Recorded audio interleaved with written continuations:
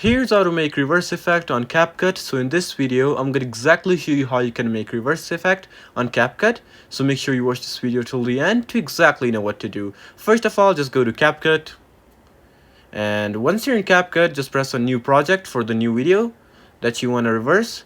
And select the video that you want to reverse. So I'm just going to select this video and press add.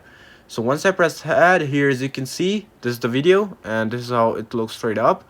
So what you have to do is just tap on the video for once. Once you tap on it, here as you can see, you'll be able to see the blue underlines right next to the video, and you have to swipe right until you see the option of reverse. And here you can see that the option of reverse is right over here. Just press on reverse and it's gonna reverse the video. And here as you can see, it says video is reversed. So if I play, as you can see, the video is playing its reverse effect. So yeah, once you do this, just press on the download option on the corner and it will do the exporting. And yeah, here you go. You've successfully made reverse effect on CapCut. I hope this video helped you out. Leave a comment, drop a like and subscribe to this channel. Until then, goodbye and peace out.